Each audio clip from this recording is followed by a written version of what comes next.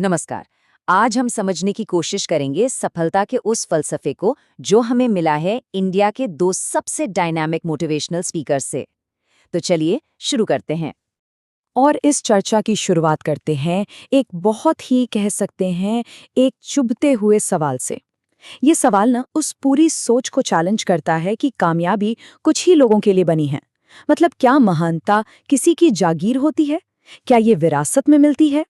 देखिए, किसी भी बड़ी कामयाबी का जो सफर है ना, वो किसी एक्शन से नहीं बल्कि एक सोच से, एक पावरफुल थॉट से शुरू होता है। यही है पहला और सबसे जरूरी कदम।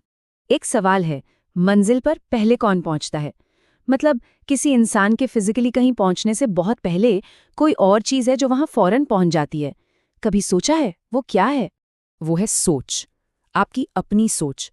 मंजिल का जो आइडिया है, जो उसका पूरा ब्लूप्रिंट है, वो हमेशा फिजिकल जर्नी से पहले दिमाग में बनता है। ये वो बीज है जिससे कामयाबी का पूरा पेड़ उगता है। सोनू शर्मा इसे बहुत अच्छे से समझाते हैं। वो कहते हैं कि नील आर्मस्ट्रॉन्ग का शरीर तो बाद में चांद पर पहुंचा, उनका दिमाग तो सालों पहले ही पहुंच चुका था। सोचिए, 1958 में किसी ने सोचा एक दिन हम चांद पर जाएंगे, और ठीक 10 साल बाद 1968 में ये हकीकत बन गया। तो सब कुछ शुरू हुआ एक सोच से। तो मतलब साफ है ना? हर बड़े नतीजे को, हर बड़ी कामयाबी को पहले दिमाग में एक बीज की तरह बोना पड़ता है और फिर उससे फोकस और इरादे के पानी से सींचना पड़ता है। बिना इस सोच के बीज के मंजिल तक पहुंचना समझिए नामुमकिन है। तो ठीक है, सोच का बीज तो बो दिया, पर अब क्या? अब उसे बड़ा करने के लिए चाहिए मेहनत। और ये कोई ऐसी वैसी मेहनत नहीं, बल्कि दीवानगी की हद तक वाली मेहनत, एक जुनून। और इसी दीवानगी की बात करते हैं शशीश कुमार तिवारी। उनका फलसफा एकदम सीधा है। काम के लिए पूरा 100% डेडिकेशन, कोई समझौता नहीं। उनके लिए 99% कुछ होता ही नहीं। जो भी करो 100% करो। और ये सिर्फ कहने की बातें नहीं है। उनकी अपनी कहानी सिर्फ 4,000 रुपए की पहली सैलरी से शुरू हुई थी, और इसके लिए जो वो मेहनत करते थे उसका शेड्यूल बहुत ही ग्रूलिंग था।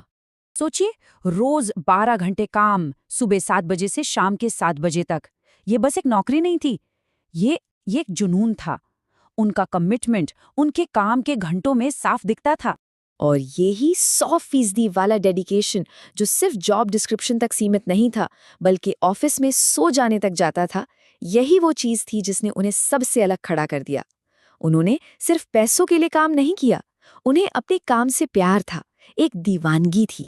उनकी इस पूरी वर्क एथिक की नींव में दो बहुत सिंपल लेकिन गहरी बातें थीं जो उन्हें अपने पिता से मिली। पहला, मेहनत करना, और दूसरा, ईमानदार रहना। बस यही दो पिलर्स थे, यही उनका मंत्र था। तो हमारे पास सोच है और दीवानगी वाली मेहनत भी, लेकिन कामयाबी का रास्ता सीधा नहीं होता। इस रास्ते में आते हैं इमोशनल तूफान, और इनसे निपटने के लिए चाहिए डिसिप्लिन, यानी अपनी भावनाओं पर काबू। और ये काबू पाना मतलब क्या? मतलब एक अंदरूनी लड़ाई को जीतना। एक तरफ हैं हमारी पर्सनल भावनाएं, हमारी परेशानियां, चिंताएं, और दूसरी तरफ है हमारी प्रोफेशनल जिम्मेदारी, हमारा काम, हमारे कमिटमेंट्स। कामयाब लोग इन दोनों के बीच एक दीवार खड़ी करना सीख जाते हैं। वो पर्सनल लाइफ को प्रोफेशनल लाइफ पर हावी नहीं होने देते। इसका एक जीता जागता उदाहरण है विराट कोहली। 2016 आईपीएल का वो मैच याद है? हाथ में 9 टांके थे। सोचिए कितना दर्द होगा। ये एक पर्सनल फिजिकल प्रॉब्लम थी, लेकिन प्रोफेशनल जिम्मेदारी, अपनी टीम ज्यादा जरूरी थी। वो मैदान पर उतरे, खेले, और सिर्फ खेले नहीं, सेंचुरी बनाई और मैन ऑफ द मैच भी बने। कमाल है। और सिर्फ विराट ही नहीं, अनिल कुंबले को याद कीजिए। 2002 का वो टेस्ट मैच जब बड़ा टूट गया था, डॉक्टर्स ने कहा फौरन सर्जरी करनी होगी, लेकिन कुंबले ने क्या किया? चेहरे पर पट्टी बांधी और खेलने चले गए। और सिर्फ खेलने नहीं, लगातार 14 ओवर डाले और ब्रायन लारा जैसे दिग्गज को आउट किया। ये होता है प्रोफेशनल कमिटमेंट। ये फलसफा सिर्फ स्पोर्ट्स तक ही नहीं है। इंडिगो एयरलाइंस के कॉकपिट में एक साइन लगा होता है जो पायलटों को याद दिलाता है कि अपनी पर्सनल चिंताओं को इस दरवाजे के बाहर छोड़कर आएं, क्योंकि जब आप एक हाई स्टेक्स प्रोफेशनल माहौल में होते हैं तो वहां पर्सनल बैगेज की कोई जगह नहीं होती। तो अब हमारे पास क्या है? एक पावरफुल सोच, दीवानगी की हद तक मेहनत और भावनाओं पर पूरा कंट्रोल। जब ये तीनों चीजें मिल जाती है ना, तो एक ऐसी मजबूत नींव बनती है जो किस्मत को भी चैलेंज कर सकती है।